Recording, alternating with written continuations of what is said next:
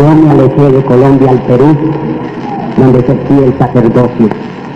Y hace 3 años yo tuve un encuentro personal con Cristo.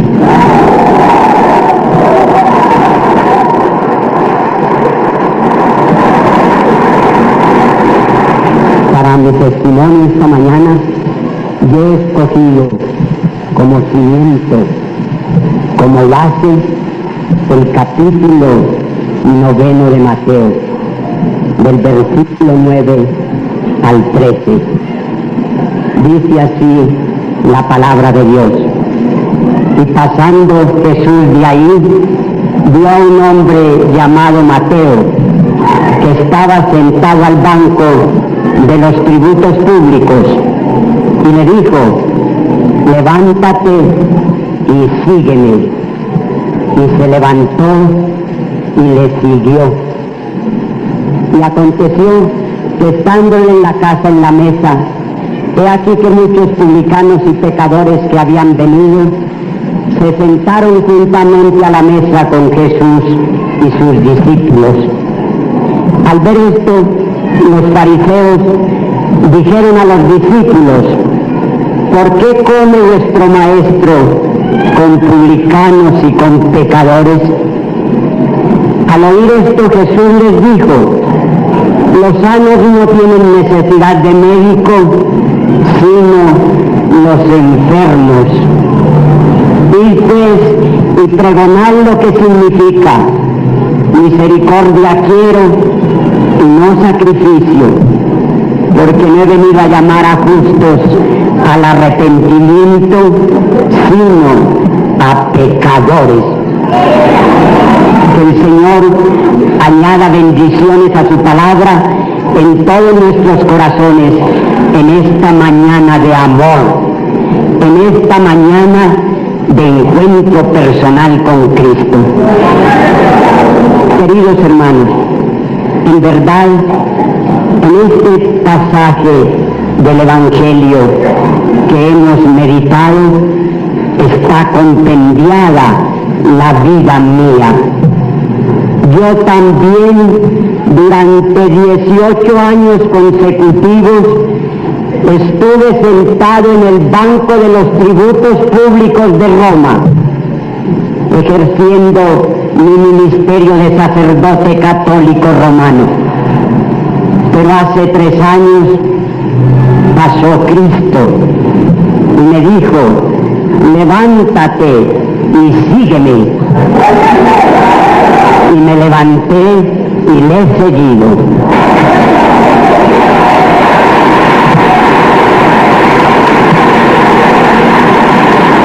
Por eso estoy esta mañana con vosotros, para dar fiel testimonio de esta maravilla de Dios. Como Él llama a sacerdotes, monjas, pecadores de cualquiera parte del mundo para que vengan a su servicio, y como precisamente a mí, pecador, sacerdote romano, que llevaba idolatrías en el corazón, que perdonaba pecados, que hablaba de indulgencias, de un Cristo de yeso y de madera, de escapularios, de rosarios, Cristo vino a mí, y de qué manera tan amorosa, tan profunda, tan exquisita y tan divina. Mirad, hermanos, cómo nací yo de nuevo. Yo nací en Medellín, Colombia, y a la edad de 11 años mis padres, muy católicos, me entraron a un seminario. Y yo de niño rezaba y rezaba conforme me habían enseñado a rezar, oraciones aprendidas de memoria, oraciones en libros. Hermanos, pero bien sabéis que rezar es repetir una cosa y otra sin sentirla. En cambio, orar es levantar el corazón a Dios con humildad y pedirle merced.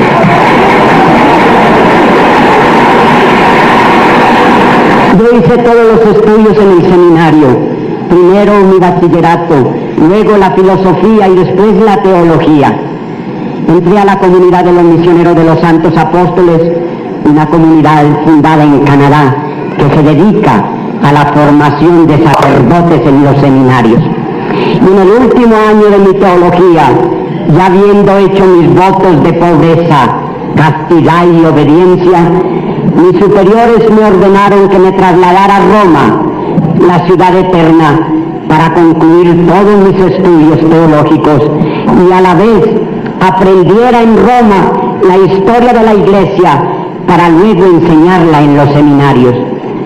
Pero mirad, hermanos, cómo son de misteriosos, de profundos, de admirables los caminos de Dios.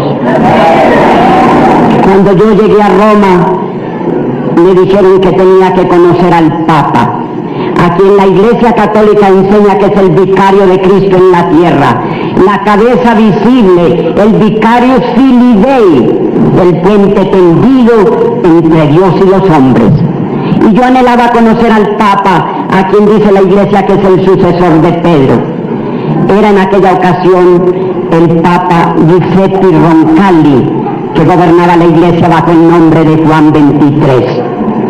Y yo fui, hermanos, aquella mañana, y cuando atravesé la Capilla Sistina, cuando me llegué frente al trono del Papa, lo vi sentado en un sillón de oro, lleno de piedras preciosas a su espaldar, y vi que aquel Papa alzaba la mano para bendecirme con 2 dedos, símbolo de 2 potestades, Papa y Dios.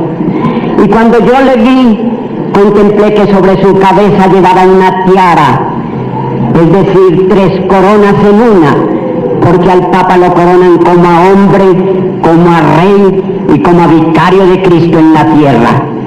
Y cuando yo vi aquella corona de oro, al leer en la agenda que me habían dado para hacer las genuflexiones de protocolo ante el Papa, vi que aquella tiara pontificia, aquella triple corona, llevaba 666 perlas preciosas a su alrededor. Y en aquel instante, hermanos, cuando yo vi ese lujo inusitado del Papa, cardenales que iban y venían, suaves pontificios, la pompa de Roma en su esplendor, no sé por qué vino a mi memoria aquel pasaje del capítulo 13, versículo 18 de Apocalipsis: el que tenga entendimiento que entienda, porque el número de hombre es el 666. Sin embargo, hermanos, yo me llegué al Papa, y al hacerlo, él me interrogó en latín, el idioma de la Iglesia Católica: «Unde venis, frater carissimi? ¿De dónde vienes, hermano mío?» Y yo le contesté: «De Colombia, en patria mía, de mi patria Colombia». Y al hacerlo, el Papa me estrechó contra su pecho, y sentí en ese instante el roce del Cristo de oro que pendía del pecho del Papa, también de una cadena de oro. Y cuando vi aquel lujo ante mí, cuando yo mismo palpé aquella pomposidad, recordé las palabras de la Escritura: las aves del campo tienen sus nidos, las raposas sus guaridas, y el Hijo del Hombre no tuvo una piedra donde descansar su cabeza. Hermanos, qué contraste tan grande para mí aquella mañana, contemplar con los ojos de la carne al Papa que se decía el representante de Cristo, y cerrando los ojos con los del alma, ver a Jesús de Nazaret, pobre, sencillo, que recorrió los caminos de Galilea haciendo el bien, sanando enfermos y llevando el consuelo de dolor a tanto pecador. Qué gran diferencia, hermanos, el Papa en medio del lujo, y Cristo, el Hijo de Dios, que se humanó, que vino a servir, no a ser servido, en medio de la humildad y en medio del amor y la conformidad de su siglo. Sin embargo, hermanos, yo fui ordenado sacerdote al mes siguiente en Roma, y después de mi ordenación, los superiores, por santa obediencia, me destinaron a Medellín, Colombia, como coadjutor de la parroquia del Poblado, un barrio muy cerca a la ciudad. Y ahí empecé mi ministerio sacerdotal. Yo, con 25 años, hermanos, empecé a sentir en lo profundo de mi corazón las espinas del dolor. ¿Sabéis por qué? Porque todos los días tenía que sentarme al confesionario a escuchar los pecados de la humanidad. Y a mí llegaban las madres de familia con esas cargas de problemas tan intensas. Madres que me decían: padre, mi esposo está en la cantina, se ha jugado todo lo del jornal de la semana, mis hijos tienen hambre, ¿qué hago, padrecito? Ayúdeme, por favor. Y yo, un sacerdote que había sido formado conforme a los mandamientos de hombre, a los cauces y canales de Roma, que no tenía a Cristo en mi corazón, mandaba a aquella pobre mujer que se arrodillara a los pies de la Virgen del Carmen, o de Santa Rosa de Lima, o de tantas estatuas que tiene la Iglesia Católica Romana. Y llegaban también los hombres y me decían: padre, he cometido tantos pecados, no llevo el pan a mi casa, el licor me embarga, las fiestas me llenan, me obsesionan, ayúdeme, padre. Y yo, hermanos, que tenía tanto en la cabeza de teología, pero nada de amor en el corazón, mandaba a aquel pobre hombre a los pies de San Antonio o de una estatua cualquiera a que implorara perdón. Pero lo más duro para mí, hermanos, era esto: cuando yo levantaba mi mano para perdonar pecados y decir: ego te absolva peccatis tuis, yo te absuelvo de todos los pecados porque yo tengo autoridad para hacerlo, yo sentía en el fondo de mi conciencia, en lo más profundo de mi corazón, como una voz misteriosa que me reprochaba, que me decía: ¿cómo tú, pecador, perdonas pecados a otros pecadores? Y es que, hermanos míos, he ahí el gran error de la Iglesia. Nadie en este mundo tiene autoridad para perdonar pecados. Ni papa, ni sacerdote, ni pastores, ni nadie. El único que perdona los pecados es Cristo.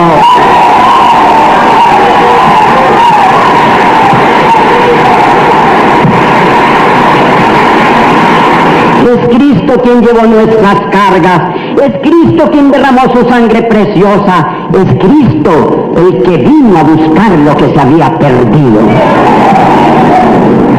Hermanos, de Medellín yo fui destinado luego a la enseñanza en un seminario menor. Y hace 5 años los superiores, por santa obediencia, me trasladaron a Lima, el Perú, en calidad de vicerrector del seminario de Santo Toribio. Pero ahí, hermanos, empezó mi camino de Damasco. Al llegar al seminario, por la escasez de profesores, los superiores me nombraron a dar la clase de teología a los estudiantes de último año, a los que iban a ser ordenados. Y, hermanos, ahí tuve que ponerme en contacto directo con la palabra bendita de Dios.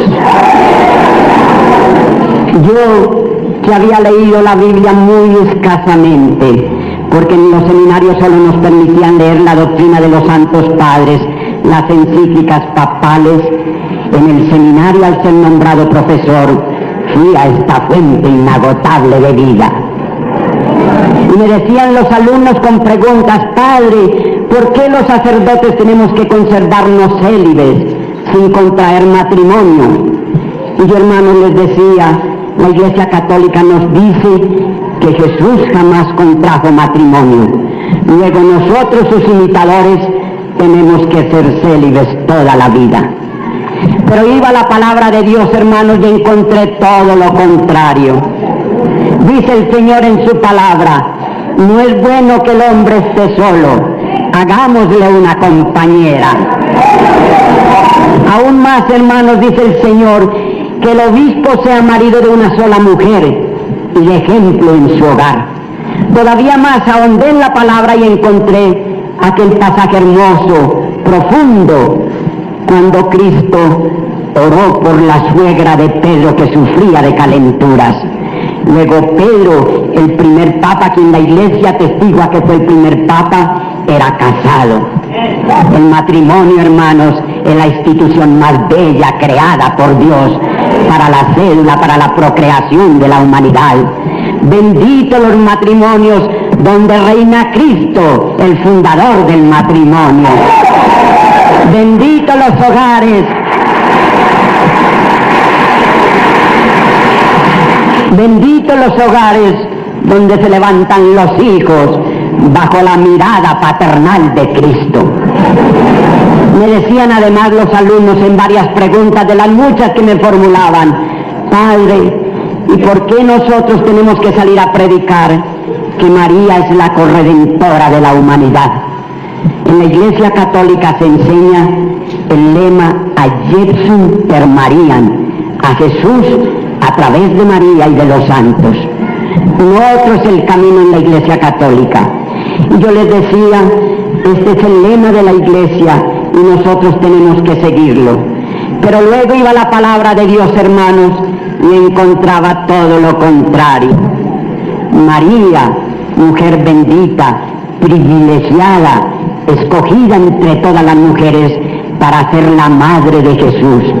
Pero María fue mujer humilde hasta tal extremo que ella misma exclamó: he aquí la esclava del Señor, hágase en mí según su palabra. Y María en todo se sometió a la salvación en su Hijo Jesús. En las bodas de Caná, ahí está la palabra de María: haced lo que Él ordene. Aún más, hermanos, yo busqué en la Biblia y no pude encontrar ninguna página que nos hablara, ningún apóstol que nos narrara que un pecador, siquiera uno, fuera en pos de María para salvación. Todos los pecadores, todos los amargados, todos los enfermos y atribulados iban siempre en pos de Cristo, la fuente del bien, del perdón, del amor, de la ternura, de la felicidad, de la dicha y la esperanza, Cristo Jesús. Y me decían los alumnos: Padre, ¿por qué el purgatorio? ¿Por qué tenemos que salir nosotros a decir que solo a través del purgatorio las almas de los que mueren pasan al cielo? La Iglesia Católica, aclaro, enseña que cuando uno muere tiene que ir al purgatorio a purificar sus pecados, que muchas veces las buenas obras no alcanzaron a purificar esos pecados. Hermanos, pero qué engaño tan grande cuando la Biblia no nos habla de purgatorio. Yo busqué en las páginas de la Biblia la palabra purgatorio y no la pude encontrar por ninguna parte. Encontré sí que Cristo nos habla de una gloria eterna, de una gloria donde será la felicidad por siglos y por siglos, pero también nos habla de un lugar de fuego y azufre donde es el crujir de dientes. Hermanos, y mirad cómo encontré yo al Señor. Fue un día 2 de noviembre hace 3 años en Lima. En ese día la Iglesia Católica lo destina a las almas del purgatorio. Y aquel día el superior me dijo: Padre José, hoy tienes que ir al cementerio con otros padres a cantar responsos y a sacar almas del purgatorio todo el día. Y yo fui por santa obediencia, y después de decir mis 3 misas que son obligatorias aquel día, empecé a cantar responsos. La Iglesia cantada tiene responsos rezados, cantados, como misas diaconadas, cantadas, rezadas, concelebradas, matrimonios de primera, de segunda, de tercera clase, según los estipendios. Así tiene la Iglesia Católica. Y aquel día empecé yo, me llamaban a cantar responsos de tumba en tumba, pero al caer la tarde, hermanos, ya rendido, después de recibir tanto dinero que pasaba al superior de la comunidad, llegó a mí una ancianita del Perú, vestida a la usanza campesina, y tirándome de la sotana me dijo: Padrecito, no se vaya, venga a la tumba de mi esposo que hace 15 años murió. Yo quiero que le cante todos los responsos que sepa y me lo saque de las penas del purgatorio y me lo lleve derechito al cielo. Hermanos, y sacando un rollo de billetes del seno, húmedos por el calor, me dijo: Padrecito, es el ahorro de muchos años de trabajo, pero ahí tiene el dinero para pagarle los responsos, todo lo he ahorrado, aún me he privado de comidas y aún de mis hijos para pagar estos responsos este día de las almas del purgatorio. Yo recibí el dinero, lo eché al bolsillo y empecé a cantar mis responsos de profundis que amabia te domine, domine, etc. Y terminaba con aquellas palabras que quizás muchos de vosotros, antiguos católicos, recordaréis: Requiem eterna donais Domine, en luz perpetua luciate, requies pantiface, pater noster, y echaba agua bendita sobre la tumba. Y cuando ya hube terminado, hermanos, todo lo que sabía y lo que Roma me había enseñado. La ancianita se llegó a mí y con lágrimas me dijo: Padrecito, dígame la verdad, no me engañe. Usted tiene la seguridad de que ya mi esposo está gozando de Dios en el cielo. Hermanos, créanmelo, pues lo digo con el corazón en las manos. Esta pregunta me hizo bajar la cabeza con vergüenza. Y al fin, movido por algo extraño, yo saqué el dinero que ella me había dado y le dije: Señora, tome su dinero que me quema en las manos. Yo no quiero engañarla. Si su esposo fue bueno y aceptó a Cristo como a su único y suficiente Salvador, estará gozando de Dios en la gloria. De lo contrario, estará en ese lugar de que nos habla la Biblia, lugar de fuego y azufre, donde es el crujir de dientes. Yo recuerdo, hermanos, que la ancianita se alejó del cementerio mientras decía: ¿qué tiempos tan modernos estos? Hasta los curitas están perdiendo la fe porque devuelven el dinero. Pero eran manos que ya Dios había hablado a mi corazón, había tocado mi vida y me decía que no engañara más las multitudes, que no predicara de purgatorios, que no predicara más de un Cristo de yeso de madera, que hablara de un evangelio que quiere decir buenas nuevas de salvación, de un Cristo que cambia el corazón del hombre, de un Cristo que no engaña a las multitudes, de un Cristo que vino a buscar los pecadores.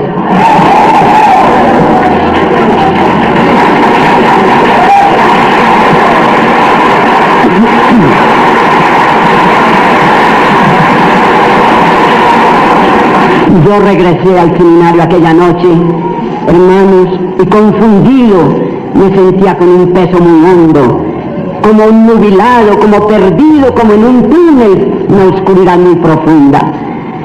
Pero a Dios aquella noche habló directo a mí, y a las 11 de la noche, como Nicodemos, yo busqué en un directorio telefónico al azar y encontré Iglesia Evangélica, calle Mariscal Miller, barrio Lince. Y llamé por teléfono a esa hora, y cuando llamé, contestó el pastor, y le dije: Pastor, soy un sacerdote católico romano atribulado, hay dudas muy fuertes en mí, me siento como perdido en esta vida, ayúdeme por favor, se lo suplico. Y aquel hombre me dijo: véngase y hablamos personalmente. Lima es una ciudad muy grande de 7 millones, yo tomé un taxi y llegué a la dirección indicada.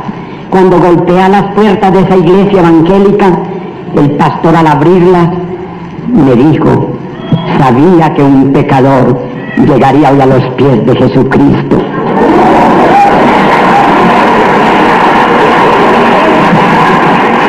Y me dijo: hermano, entre, venga al altar y arrodillémonos. Y aquel hombre empezó a orar. Hermanos, y créemelo, por primera vez en mi vida, yo también empecé a orar con palabras salidas de mi corazón. Recuerdo que le dije: Señor, toma mi corazón de sacerdote católico romano, transfórmalo a tu manera, tú el alfarero, yo el barro soy, haz de mí lo que quieras de ahora en adelante.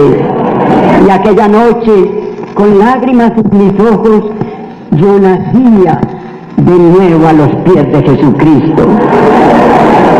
¿Sabéis por qué, hermano? Porque llegué a sus pies contrito, humillado, con la carga de mi basura, de mi idolatría, de mi maldad, de mi sacerdocio, y venía a los pies de Cristo, que había venido a buscar pecadores, y le entregaba mi vida. Y aquella noche a sus pies, con lágrimas, nací de nuevo. Cuando yo me levanté, hermanos, después de la oración, sentí como liviano mi cuerpo, y comprendí exactamente que el poder del Espíritu Santo transforma el corazón de un pecador arrepentido.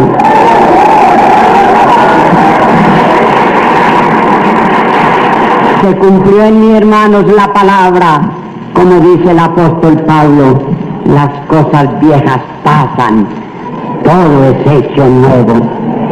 Cuando el pecador, hermanos, viene a los pies de Cristo, todo lo viejo queda atrás Cristo nos da esa nueva vida en Él, por su sangre preciosa. Ya convertido al Señor, hermano, yo fui al seminario y apenas tomé mis pequeñas posesiones, libros y algo de lo que tenía. Ni siquiera pedí un solo dinero a la comunidad. Por fe salí a los caminos del Señor a predicar este evangelio, estas buenas nuevas. La sangre de Cristo nos limpia de todo pecado. Él vino a buscar lo que se había perdido, y el arrepentimiento no es otra cosa que esto: venir uno tal cual es, con la carga, con el polvo del camino, con la miseria, a los pies de Cristo, el único que perdona y nos da vida nueva.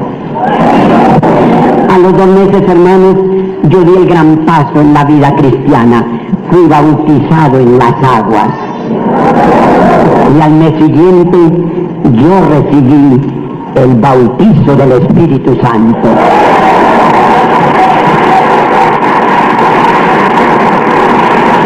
Pero, hermanos, como todo discipulado, tuve mi persecución. El cardenal, una vez que supo el cardenal Landazzo de Lima mi salida, me mandó llamar a su palacio, y yo fui ya como cristiano. Y cuando llegué me dijo: maldito, estás excomulgado, habéis dejado la verdadera Iglesia Católica Romana, fuera de la cual no hay salvación. Aquí está el acta de tu excomunión, fírmala. Y yo con humildad le dije: señor cardenal, pero Cristo jamás excomulgó a un pecador. Al contrario, Él lo dice, y pues sin pregonar lo que significa: misericordia quiero y no sacrificio, porque no he venido a llamar a justos, sino a pecadores al arrepentimiento. Y entre esos pecadores estaba yo, que era idólatra, católico romano. Y el cardenal, enfurecido, me dijo: vete de aquí con tus predicaciones, firma, maldito, fuera de mi palacio. Y yo firmé. Y cuando el cardenal me echaba fuera del palacio, yo me volví a él con alegría. Le dije: señor cardenal, aunque usted, mi madre y todo mundo me abandonare, Jehová con todo me ha recibido.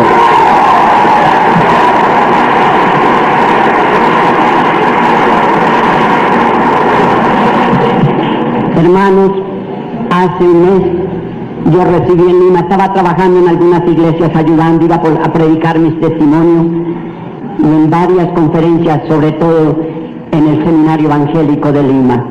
Y así me recibí la noticia de la muerte de 2 tías en un accidente en Medellín, y vine. Pero no he podido llegar a mi casa, porque una de las que quedó, las tías, me dice: mientras no vengas como sacerdote, no pises este hogar. Y me quedé acá en Bogotá, donde encontré a uno de vuestros ancianos, el hermano Luis, y él me invitó para que viniera en esta mañana con amor a que conociera a vuestro pastor, y en el amor de Cristo comprendiéramos cómo la obra misericordiosa de Dios aún se cumple con los pecadores.